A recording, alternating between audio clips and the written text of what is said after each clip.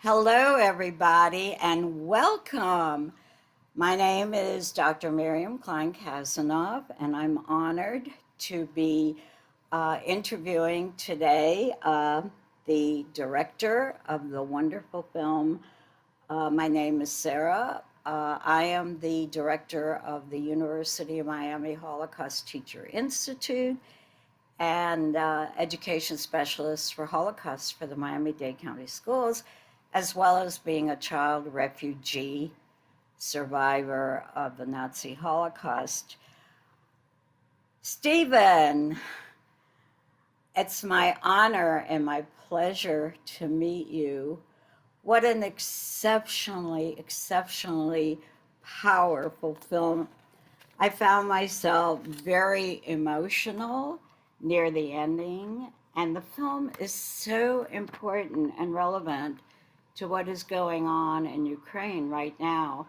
So let me begin by asking you, before we go to the actual film, how is the news of Ukraine and what we are seeing and experiencing visually on TV impacting you today after making this film?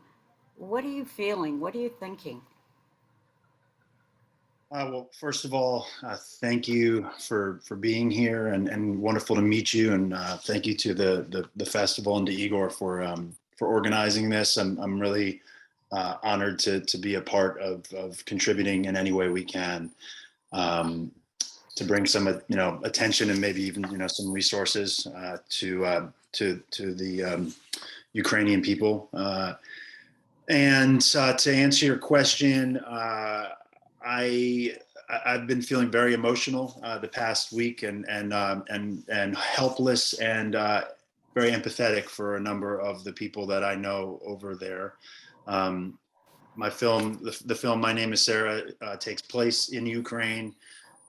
We filmed it actually in Poland, but we did an exhaustive amount of research in Ukraine, went to the region where the story took place. And in fact, for a number of months, we were intending on filming it in the Ukraine. So I've had the pleasure to spend a lot of time in Ukraine, in Kiev, and in the West, where the story takes place.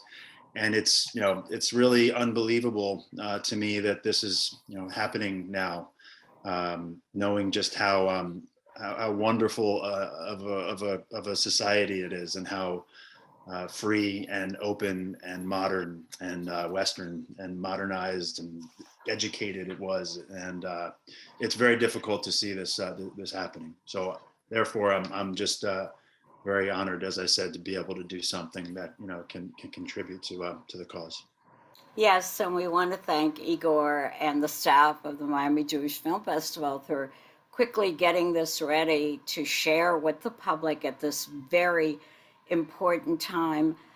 When I see the families, refugees with babies running and hiding and getting on trains, it just brings back such memories of my own experience of my parents grabbing me by the hand as a 5 year old and my brother as a 9 month old.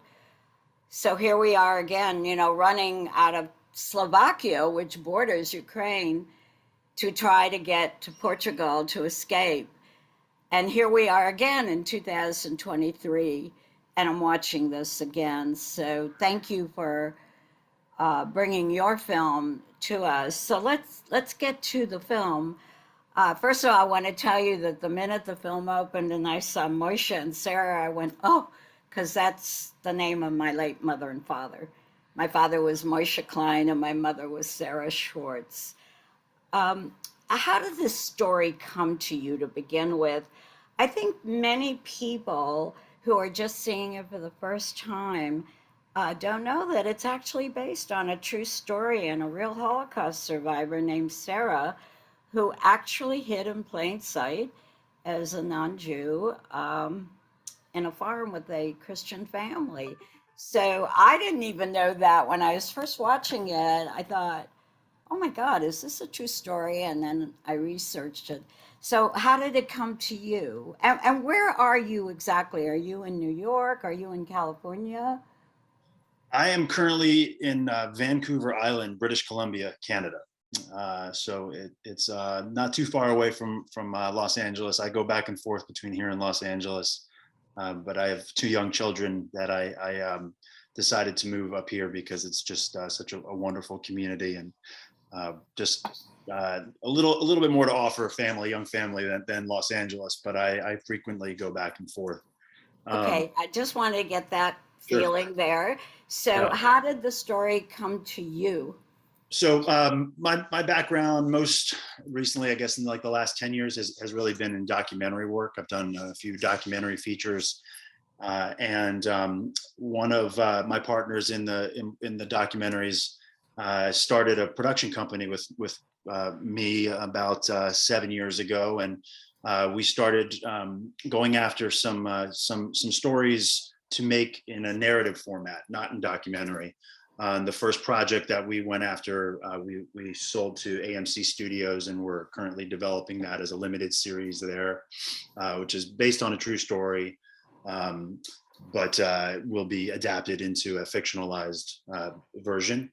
And kind of off of the success of that, my partner and I, Andy and Trotter, started looking around for a narrative concept to do as a feature film, and we didn't really find anything that was seemed like a good fit, or if it did, we couldn't kind of, the timing wasn't right on some of the people that were involved. And around that time, Andy, my partner, went on a trip to Ukraine with a good friend of his, a man named Mickey Shapiro. And Andy and Mickey are both on the board of the Shoah Foundation. They become quite close through that organization. And Andy has done a lot of work in Ukraine and in Russia, and is Jewish, is the son of survivors of Ukrainian survivors. I should say Polish survivors, but it then became Ukraine. And they went on this trip where Andy took Mickey to a lot of the places that his mother talked about in her recounting her stories, where she was born, where she grew up, and ultimately where she hid during this period of about 2.5 years. And really, Mickey didn't know much of the story because Sarah was so reluctant to actually disclose it. She was so impacted by the trauma of the experience that, you know, she really didn't talk about it much. She would just say to Mickey and his brothers that, you know, it was bad. It was really bad. And the older she got, she would talk about it a little bit more. And they went on a tour of the United States Holocaust Museum in Washington, D.C., and that kind of opened up some things for her. And Andy was able to take a few of these little facts and places that she had talked about. Andy actually interviewed her as well. And then, like I said, went on this trip there. And it really opened up their eyes to, you know, just how of an incredible story this was. And how unique it was. And so Andy said to me, you know, why don't you watch this woman's testimony and see if you think that it's, you know, worth kind of pursuing. And so the Shoah Foundation sent me their testimony that they had taken with Sarah. And then she and her husband, Asa Shapiro, had also given a testimony together to the United States Holocaust Museum. And I watched that as well. And they were both about an hour and a half long. And I, very consistent, and I just was blown away by a few of the facts that kept on coming up. She didn't get too explicit in some of the details, but when I heard a few things repeated in both of those testimonies, it's really where it crystallized for me that this could be a very powerful and unique look at how a young woman was able to survive the Holocaust.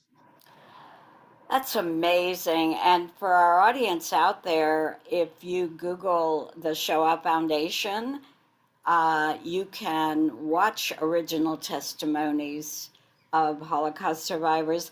So let's go back. I'm a very chronological person. So let's go back to the beginning of the film.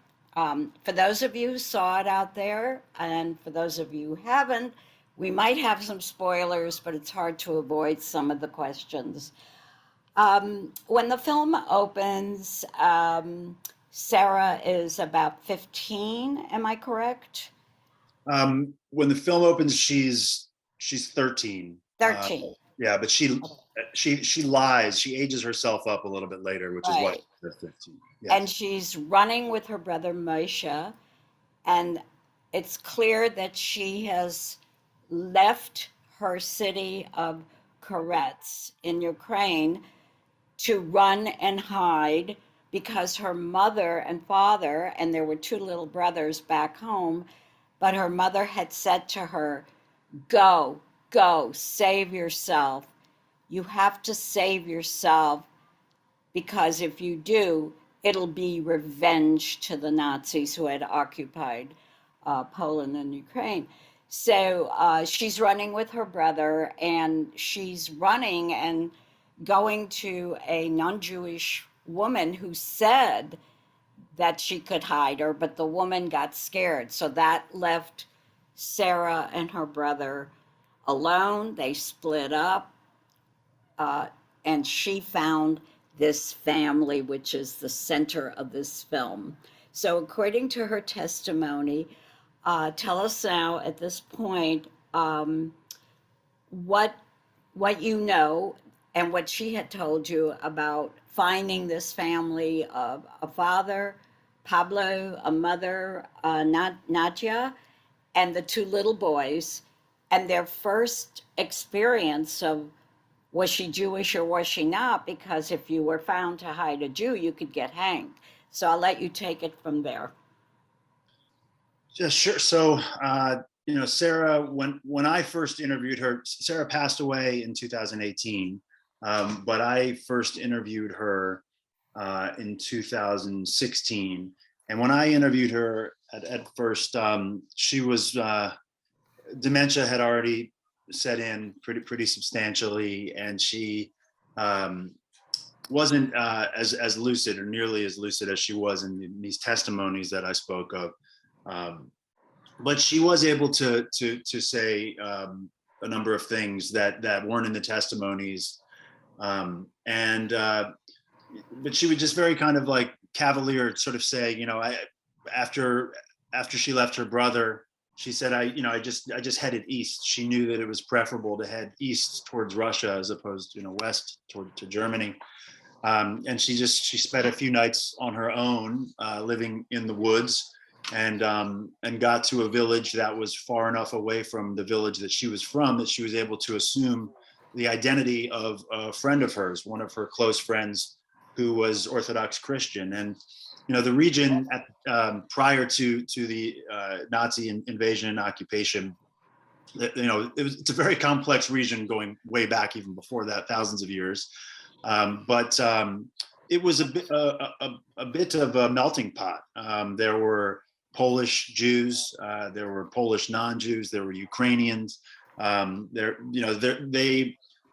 The language that was spoken in the schools there changed very frequently. So it went from Polish to a few years later to Russian, then to Ukrainian, then to German, then back to Ukrainian. So by the time that she met this friend, it was Ukrainian, and she was learning Ukrainian. And there was a period in class in the school when it was the religious study, and the Orthodox father would come in and would teach the Ukrainian children religion. At that time, the Jewish children were excused, and the boys would go and study religion, but the Jewish young girls were not taught then. And so Sarah really didn't have anything else to do. So her friend just kind of convinced her to stick around and stay and go to these religious classes. So she did. Little did she know that would end up saving her life a few years down the line. But to then flash forward to where we're talking about in the film, she gets to this little village and she happens upon a farm, and she really just walked out onto a field and started talking to a Ukrainian farmer, and was smart enough to know that she had to speak Ukrainian and she had to look the part. This farmer ends up taking her to his brother, who was another farmer who had a job availability as a nanny, for a nanny, and had two young boys that needed tending to. And shortly after Sarah gets to the farm, she learns that the reason why there was a job availability, why she could even be hired was because the previous nanny had been thrown out by the mother for having an affair with the farmer. So Sara gets this job, and then she learns that there's a big age difference between the farmer and his wife. The farmer was about 45 and his wife was around 21. And then she learns that the wife was having an affair with his younger nephew. And so, again, this is all true. And these are the things that really kind of, when I started to learn, were what compelled me to want to make this film. Because just the fact that there's this, a child, a 12 or 13-year-old young girl is thrust into these very adult, very complex situations about love and relationships, it only compounds her, her stress and anxiety from having to conceal her true identity in order to survive. So that's sort of the backdrop of how she got the job. And then she was able to live on the farm for almost 2 years and pass as her best friend, Manya Romanchuk, who is an Orthodox Christian. And the family from the outset was, very suspicious. And as you mentioned, obviously they had to be, because if you were caught harboring, a Jew, you would be killed. So they were constantly testing her, and that was something that she really impressed upon me. From the first night that she had dinner with the family, they served her pork. They were continually asking her, all of these tests, always testing her, and she continually passed these tests and was able to, like I said, pull this off. Thank you for explaining that, because I was wondering when they first meet her and Manya, the wife, says, "Are you a Jew?" And she said, "No, I'm not Jewish." She said, "Well, then cross yourself." And I held my breath watching, hoping that she knew how to do the proper cross herself. So you kind of explain that now, that she had learned that by going with her best friend to the Christian schools, which helped her ultimately in saving herself. Let's just stop for a minute and talk about this actress. Oh my goodness. Wow. I was so impressed with her. Her name is Susanna, and I understand that she grew up and went to school and lived only an hour from Auschwitz, so that she did know when she was picked for the job of acting for this role. She said she knew quite a bit about Holocaust history. But my question to you is, how did you find her? Well, it's a great story. Once we focused on filming the movie in Poland, which, as I mentioned, it took us a little while to figure that out. But ultimately, we made that decision. We started casting, and initially started casting with professional actresses all throughout Europe, from the age of 12 to 18, and nobody that we saw fit the bill. And so, I was prepared to not go forward with the film until we had identified who our lead actress was. And we engaged with a casting director in Poland, in Warsaw, where there's a very rich film community and film history of filmmaking there. And her name is Nadia Lebek, and Nadia and I came up with this idea to do an open casting call around Poland.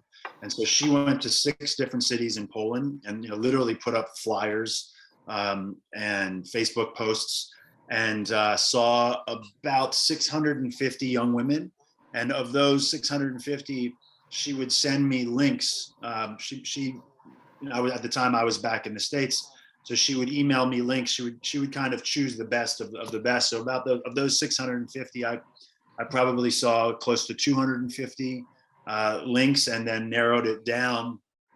When I went back to Poland about a month later, saw about 100 of them in person, and ultimately Zuzana was one of those. She lives down near, as you mentioned, Auschwitz, near Katowice, which was a city that we had been doing some open casting in. And I still remember the moment that I saw her casting tape. I was actually on vacation in Miami with my wife and children, and I was up at night, looking at these links, and all of a sudden I see this face with these eyes and this just dead cold delivery. And I called my wife over and I said, honey, look, I just found Sarah, And about a month later, we were in Warsaw and had brought her in and started auditioning her with a number of the professional actors that we were hoping to cast for the supporting roles or other roles. And she did not flinch a bit. She was exactly as she delivered in our casting tape. And so she had never acted before. She had never done as much as a drama class before. But for me, clearly, you know, she was the key to the film, and she's obviously the protagonist of the film. But you know, more so, what made it so important, her performance is really the fulcrum for the tone of the film for me, and that if it needed to be somebody who was just exuded strength and confidence. If it otherwise, I think it really would have pushed the film into maybe a bit more of a melodramatic or nostalgic space, and that was something that the producers and I, from the outset, knew we really wanted to stay away from melodrama and nostalgia as much as possible, because there was enough inherent qualities, that I felt like would come through to kind of tug at the heartstrings, as opposed to really having to kind of artificially manipulate it with the lead actress. I'll tell you, you did an incredible job directing her. Through her eyes, this young lady showed us strength, perseverance, emotions that she held back. I mean, throughout the film, you watch her and you think, how can she just be so stoic? Of course, she broke down when she was alone. Did an excellent job with her. Excellent. Thank you. Let's go back to the family. So she is now adjusting as much as she could to living with this, what appears to be a brutal, tough father, and a complex wife who doesn't seem to understand her role. Is she a good wife? Is she a good mother? And the two small children. This is a very complicated family. At times, the wife is so mean to her, but at other times, compassionate to her. And the same thing with Pablo. He has such changing moods. They were obviously abusive and anti-Semitic, yet they saved her. So talk to us about this complicated family. Are we to have compassion for Manya, the wife, because of the situation she found herself in, a young woman who wasn't in love with her husband but had been pushed on him by her parents? Are we to hate her because of the way she treats Sarah? Tell me more about that. Well, you're getting me excited just in your explaining it, because this is what excited me about the material, and really again what drew me to wanting to tell this story. I personally, like as a filmmaker, I am drawn to contrast. I love where black and white meet one another, and I have found that oftentimes when people talk about the war or any awful situation, they tell it in very broad strokes, in black and white, and life is not black and white. It's gray, and there's obviously so much nuance. And I really wanted to live in that space, and have the film live in that space of nuance, and not make so much explicit, leave a lot of it up for interpretation to the viewer. So I may not, forgive me if I don't necessarily tell you if she's good or bad, or who she is, because I I like the idea of leaving that up really to the viewer, for you to surmise, what you ultimately think was going on. But personally, for me, you know, I felt as though, clearly these people had their suspicions, and clearly Sara was good enough, was intelligent enough, crafty enough, shrewd enough to pull off these tests that they continually threw at her. But again, once I learned that Sara took on these secrets that her employers had, and that she kept those secrets within her, that this just was almost like a game of chess. As you started by calling out the instructions that her mother gave to her. You need to survive because our survival is our revenge. And then there's another line right before that where she says, do whatever you must to survive. And to me, that was, a beautiful license that do whatever you must. And, those who have seen the film will understand this more than those who haven't.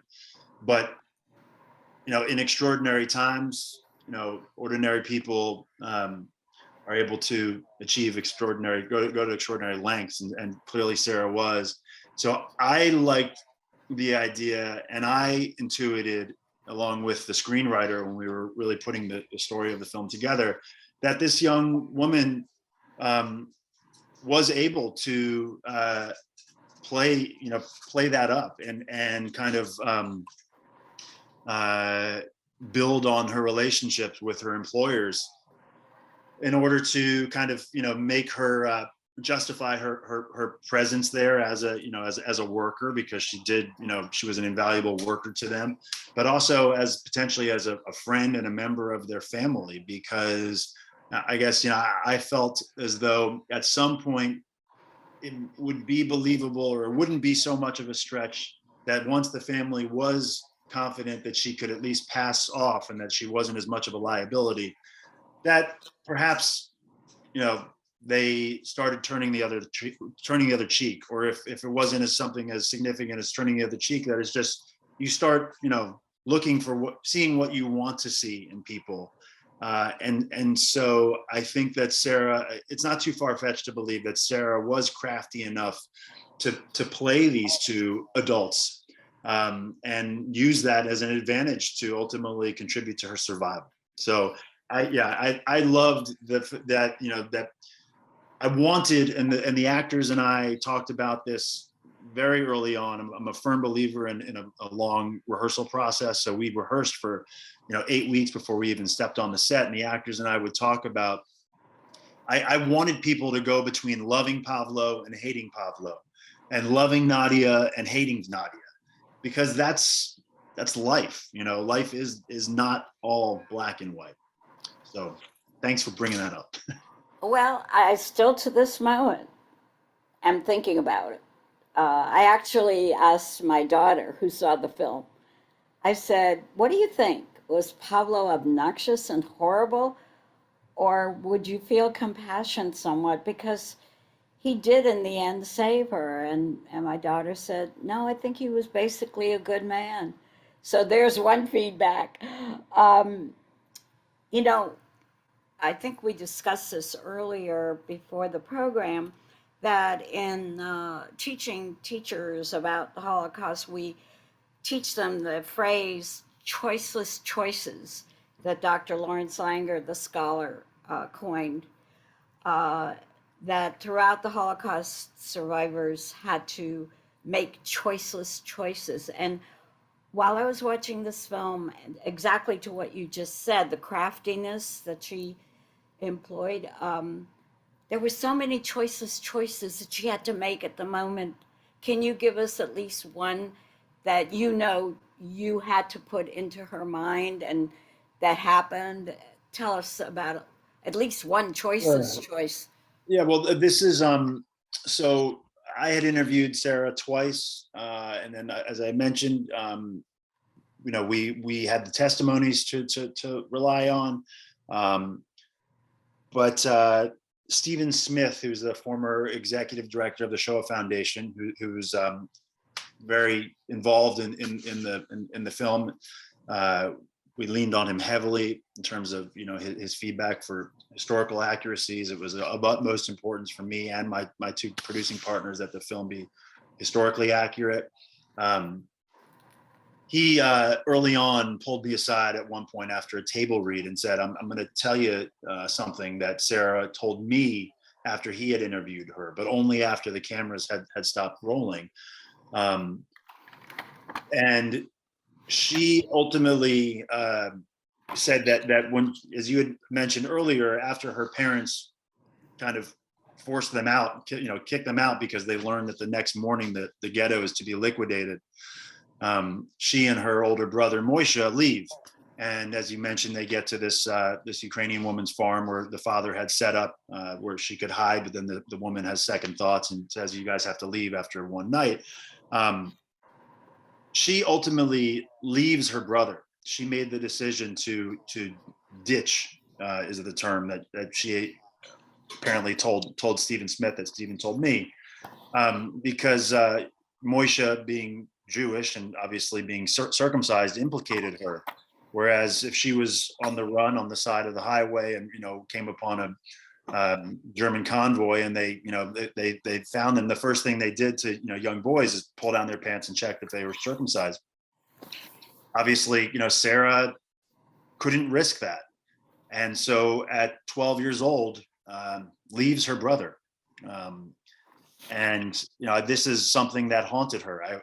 She didn't directly use those words to me, but I can't imagine how it wouldn't, but it's something that haunted her for the rest of her life, because ultimately Moisha was found by the authorities and was executed, by the Germans, and was executed, turned over, I should say. And, you know, she ultimately followed her mother's instructions. And as you mentioned, you know, that phrase survived and was able to seek revenge, but, you know, at the cost of her brother's life. So that was, you know, one of these decisions that, you know, we all kind of, up until a few weeks ago, you know, we would say, oh gosh, you know, I can't imagine being in a time like that. I can't, you know, war and Right. it's awful that now, you know, there are our friends and colleagues and family members, you know, who are back there, who are now kind of, you know, who are forced to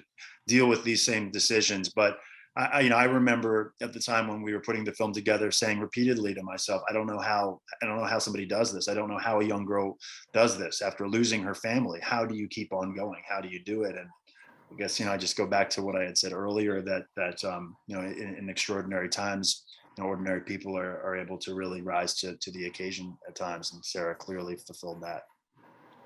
Thank you. Imagine at 12 making that choiceless choice, that decision that he would be immediately recognized as a Jew, therefore she was going to leave. It was just, it, you know, if I didn't know that this was a true story, if I didn't know that, if I didn't research, and I know Stephen Smith well myself, I just wouldn't believe it, because I have to be honest, in my 30 years of doing this work, I have seen many, many Holocaust films. I just can't remember when one struck me as powerfully as this. How she survived is just amazing. And for those of you who have not seen this film, I urge you to see it. So, on that note, Stephen, what was the most difficult scene for you to direct and film? I know that when that moment came and they all had to go to the Nazi headquarters because they had found that somebody had killed a couple of Nazis, and they were just going to shoot down every Ukrainian man. That was just, I don't know how you got through that. What was that the most difficult scene for you? That was logistically, that was the most difficult scene. That was our biggest scene. You know, I had this was my first feature film, my first narrative film. So I had only worked in documentaries, and prior to that, music videos and commercials and short form content. So this was a bit of a leap, shall we say, for me. But I was supported by an incredible crew of talented artists over in Poland. As I mentioned, there's just a very rich history of filmmaking over there. And I was very fortunate to early on partner with a Polish production company in Warsaw, who really gave us entree to the community there and allowed us to, to cut to the head of the line and pick, across the board, top people in every position. But an exhaustive amount of preparation, goes, I don't think it's any secret, goes into narrative filmmaking. There's so much prep work so that by the time you step onto the set for the day that you're actually filming something, you've been there a number of times before. We've gone through it. You've rehearsed it. There shouldn't be that many decisions made, in the moment, on the day. However, life sometimes throws curveballs at you. And we got to the set that morning, and we had all of that. That scene was shot in one day. In hindsight, I would have loved to have shot it in 2 days, but we shot it in one day. And right when we got onto the set, this enormous thunderstorm, lightning, this just apocalyptic storm rolls in and just parked itself right over the town square in this town in northeastern Poland called Tykocin that we were filming in. And it just sat there, and we looked up, and it was, everybody just sort of thought that there's something kind of unworldly was happening here, as though we had, summoned something. And it ate about 2 hours into our day, so we were immediately behind in our day, which is just, an awful thing to be kind of starting upon. We started shooting some stuff, and then we broke for lunch, came back, and our first shot back from lunch, we started working with Zuzana on her scenes and her shots in that scene. And there was an accident, unfortunately, and one of the stuntmen who was playing a German soldier hit her in the nose with the butt of his gun and broke her nose. And we lost her for about 4 hours. She was gone. We didn't know if she was going to be able to come back. We had to, they took her to paramedics. We didn't know if she had a concussion. So it would have been a difficult scene to shoot if everything had gone right. But those two things definitely went wrong. However, filmmaking is like, I like to say, again, I'm not an expert in any way, but from my experience, what I like to say to people when trying to break it down, it's like these two worlds. You have the very technical world of all the technical artisans, the people that are responsible for the camera work and the lighting and the costumes. And then you have this other side of the actors, the artists. And they, there's no method to the madness there.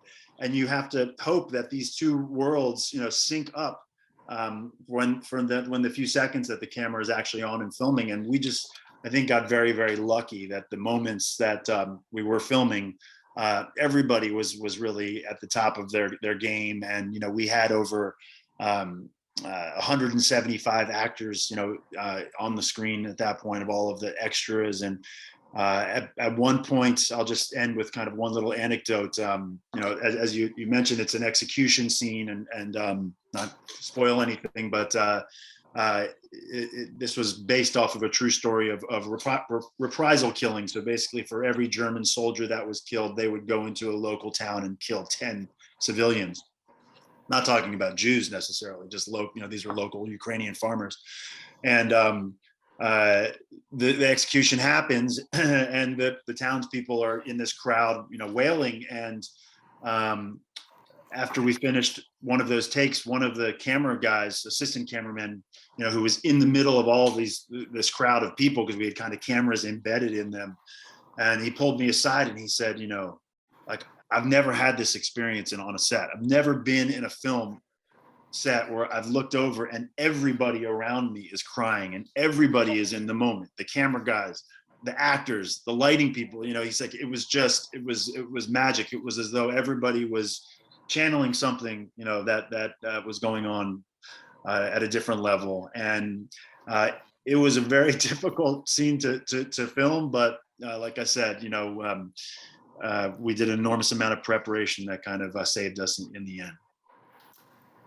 I'm glad you explained that and that you agree with me that that was the most difficult scene. I just felt so helpless watching that, hating the Nazis, and I use the word hate, and then knowing what's going on today. And I want to remind our audience that every dollar that was spent to watch this film and this program is going, thanks to Igor and the Miami Jewish Film Festival, to help the refugees in Ukraine. And when Igor called me and said, I hope you're free Sunday to do this, I said, it's the least I can do because I feel so helpless. And that scene is what makes me feel so helpless. So let's go back to the movie and wind up what questions about afterwards.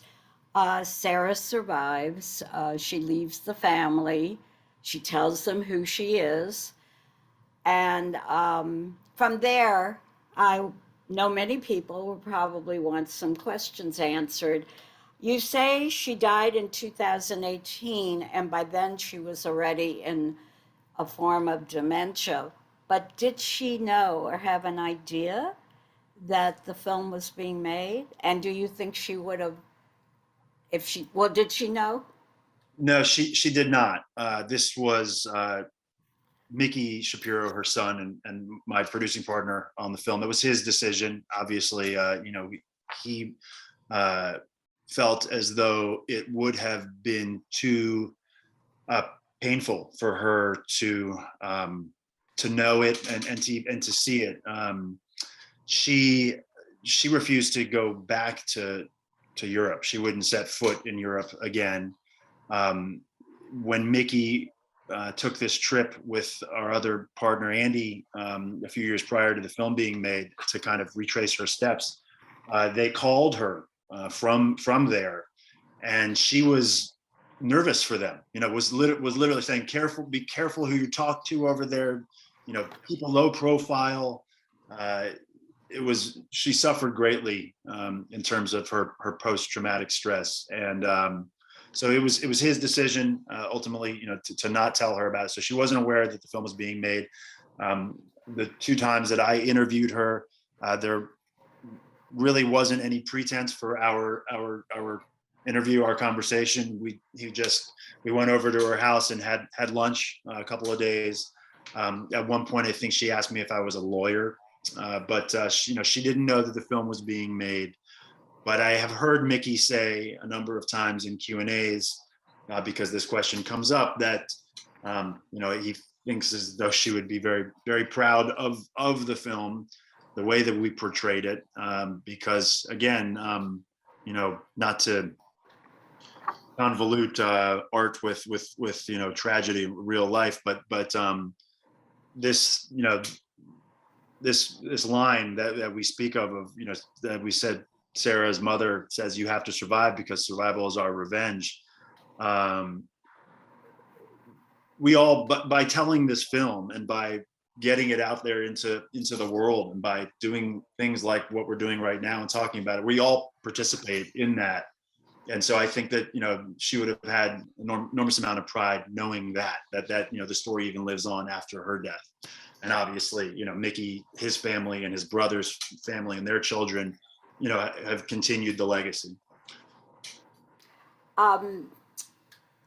So tell us a little bit about her return to life. She goes back to Koretz. She discovers she's the only one who survived of the family. She's alone now. Now she's 16 or 17.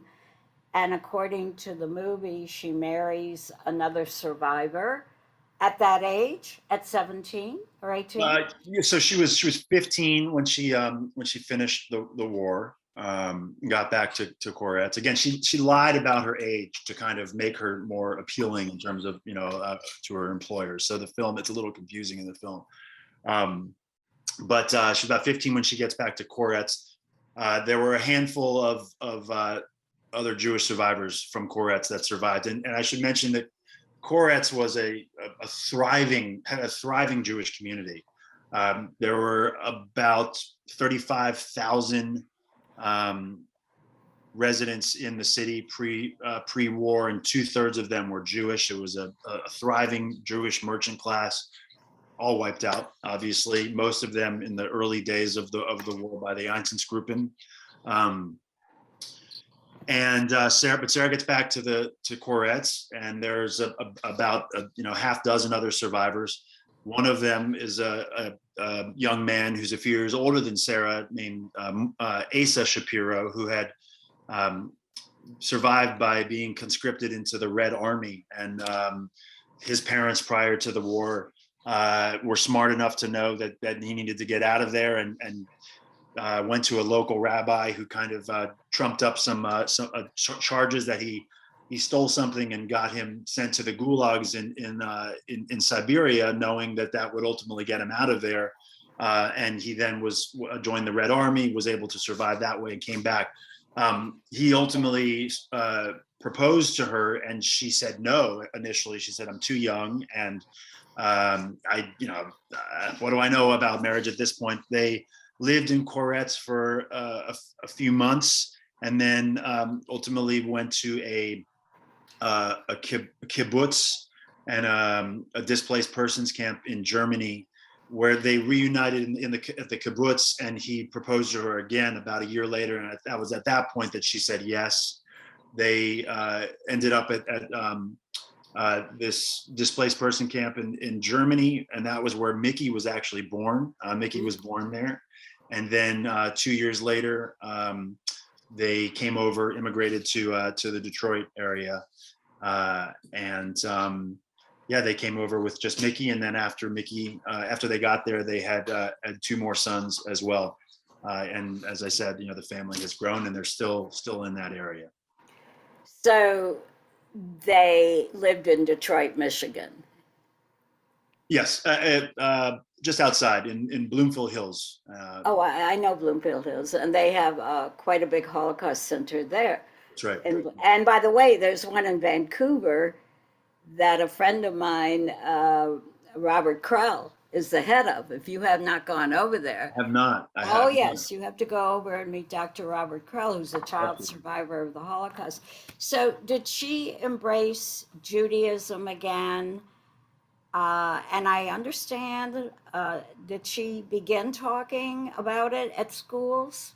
No, never at schools. I mean, No? she barely even talked about it to her children. She does have some grandchildren, and now great-grandchildren, but as oftentimes I've learned in my work, just in this world, or in the space, that oftentimes survivors have an easier time talking about it with a generation removed. So Right. Her granddaughter, I know she would talk to about it. But as I said, Mickey grew up, heard really very few details. He learned a lot about what happened because Asa, his father, and Sarah would have friends over, other survivors that would sit around the table, in kibbutz at night, and they would be speaking, in Polish or in Yiddish, and would just sort of, very callously talk about, so and so, yeah, he had his head blown off, these things that had just happened a few years prior in the old country. But she left. Once she got here, she looked forward. She couldn't look back. So she didn't do any speaking, any kind of public speaking about it. I know, as I said, that there was this one story where Mickey was very involved in the founding of the United States Holocaust Museum in Washington, D.C. And when they came, the family, to do a tour of the museum, the docent actually asked, is anybody here survivor, and Sarah and Asa, sort of raised their hands, and that then they went to dinner with the family that night, and at the restaurant she started talking a bit, but never was somebody who talked about it much. You asked if she was religious or she embraced Judaism. She always did. She never turned her back on her faith. It was always a very important thing to her, and to pass down to her children as well. I know. So they weren't Orthodox, but the family was actually a modern modern conservative family there in the region. But again, as I mentioned, it was a melting pot. You had some very religious Jews, and then you had much more modern assimilated Jews, and Sarah's family was of the latter. The farm family. Do you know what happened to them at all? Are the two little boys still possibly living? No, the two little boys. So we do know what happened with them. So the farm after the war, that region all became Russia, and then became the Soviet Union. And during communism, they collectivized all of the farms there, and basically demolished the farms and moved these people into the town. Took over the farms because the farms were all obviously controlled then by the government. And the family was moved into town, into a smaller home that we visited. We visited the farm as well, but there's nothing there except just open farmland. Both boys grew up and fought in the Red Army, Russian Army, and unfortunately both fought in Afghanistan and died in Afghanistan. The parents, Pavlo and Nadia, survived outlived their children, their two sons, but they did have a daughter after the war, and named her Manya, which I found to be interesting. But other people say that's just a very common name. It's just Mary, in a very religious region. I don't know. I kind of think that maybe there's something there. I thought so too. I think so. Yeah. I think so. And we did interview her. We found her and interviewed her. And both the parents are deceased now. We went to their gravesite. There's pictures of them on the on the marker, and so they died, I believe, in the late 80s. You know what I think would make a fascinating Zoom panel discussion? The different attitudes towards this family. Whether you liked the father and gave him 5 stars for at least saving her, or the mother. I would just love to dig deeper into that. But as we come close to the end, what are your future plans now, especially with what's going on for this excellent, excellent film? Thank you. Well, as I mentioned, the film was to be distributed in theaters in June of 2020. We had a release date, and we had just started working our way up towards that and doing our publicity in our US festival run. And then the pandemic hit, and we just, along with our partner on the film, our distributor, Strand Releasing, decided to put the film on the shelf and just park it, because we just felt as though that it would still, this film will be relevant today, it'll be relevant tomorrow, hopefully it'll be relevant in 10 years. We had no idea, how relevant it was going to become again. So now the film is scheduled for release on June 3rd in theaters in North American cities. We don't have a list of all of the cities yet, but we should know by, I'd say, by May where we'll be launched in, but certainly Los Angeles, New York, Miami, Chicago, Detroit, San Francisco, Dallas, and hopefully, it'll kind of grow from there. It'll be in, art house theaters, foreign language film kind of theaters, and that's really our strategy in terms of the release of the film. If anybody is interested in getting updates or learning about any of that, You can check it on our Facebook page or the film's website, which is mynameissara.com. But just a cursory Google search of My Name Is Sara, the movie, should bring up our Facebook page and our film website. And certainly for any friends of the festival here, there are direct links from the festival to our film's website. And I'll just sort of say, in regard to what I was saying earlier about, we didn't know how relevant it was going to be, but I saw a week ago some of this footage of a family in Lvov hiding underground, singing the Ukrainian national anthem, and they had their cell phones out, and they were recording it, and it just struck me because 75 years ago, this same thing, the same scene was playing out, in sewers underneath these cities, and people were hiding for their lives, and they're singing in candlelight. And you replace candles with cell phones, and not much else is different, beyond the fact that these were talking about Jews 75 years ago that were hiding for their lives, and now it's Jews and Ukrainians, as anybody who lives in that country. So again, I'm honored, and I know my partners on the film are honored as well to be able to participate in this. And it was really wonderful meeting you and hearing the praise that you have showered on us. Just really means an enormous amount. So thank you so much for having us. This film means a lot to me, and I hope that if you come to Miami for the opening, that you will contact me, and I will come to the theater and watch the film again and have a conversation with you. I would love that. I think that for the audience, my message to you is that this is a movie of hope and resilience, of the human spirit and perseverance.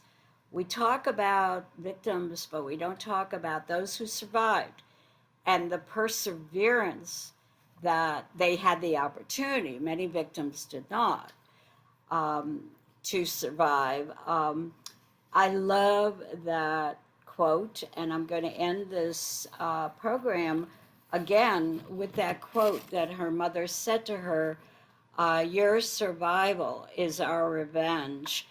And I want you to know that this is true for all of our survivors in the survivor community. My mother always used to say, Miriam, just keep going, get your doctorate, be educated, have children, because that's the revenge to the Nazis for trying to destroy us. So this film is just an incredible piece of art. And I am honored that I had the opportunity. And I want to thank once again the Miami Jewish Film Festival, Igor, the executive director, who said, I got to show this film at this time. And Steven, it was my pleasure to meet you and to have this hour with you. Thank you. Likewise. And thank you so much to Igor and the whole festival. And I look forward to meeting you in person. I will be there in Miami. So that would be wonderful to do. Thank you. Okay. Bye, everybody. Bye.